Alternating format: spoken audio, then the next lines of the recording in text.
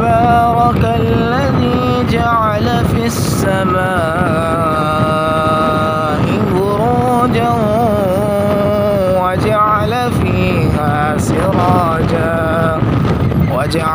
فيها سراجا وقمرا منيرا وهو الذي جعل الليل والنهار خلفة لمن أراد أن يذكر أو أراد شكورا وعباد الرحمن الذين يمشون على الأرض هونا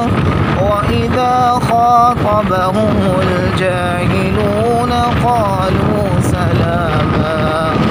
والذين يبيتون لربهم سجدا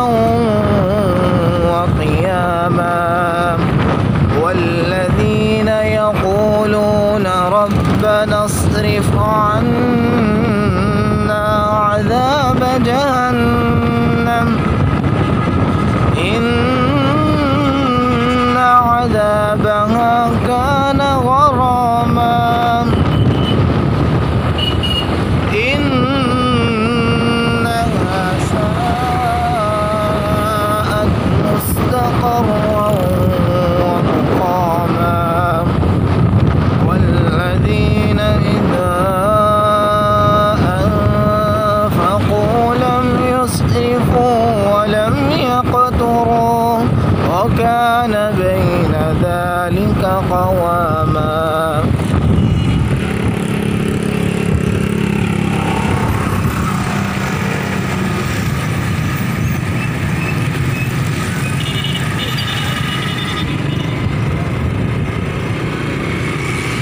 والذين لا يدعون مع الله إلها آخر ولا يقتلون النفس التي حرم الله إلا بالحق ولا يزنون ومن يفعل ذلك يلقى أثاما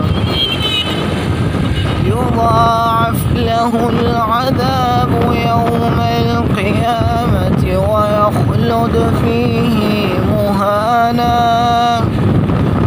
إلا من تاب وآمن وعمل عملا صالحا فأولئك يبدل الله سيئاتهم حسنات وكان الله غفورا رحيما ومن تاب وعمل صالحا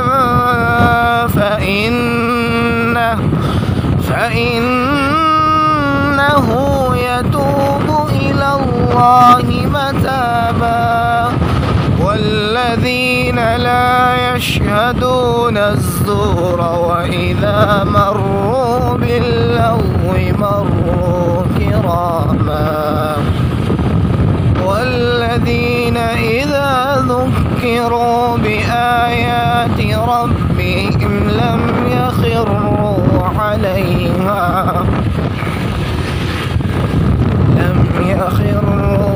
عليها صما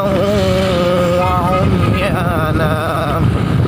والذين يقولون ربنا هب لنا من أزواجنا وذرياتنا قرة أعين وجعلنا للمتقين إماما أولئك يجزون الغرفة بما صبروا ويلقون فيها تحية وسلاما خالدين فيها حسنت مستقرا ومقاما ما يعبأ بكم ربي لولا دعاؤكم فقد كذبتم فسوف يكون لزاما. بسم الله الرحمن الرحيم. قل هو الله أحد الله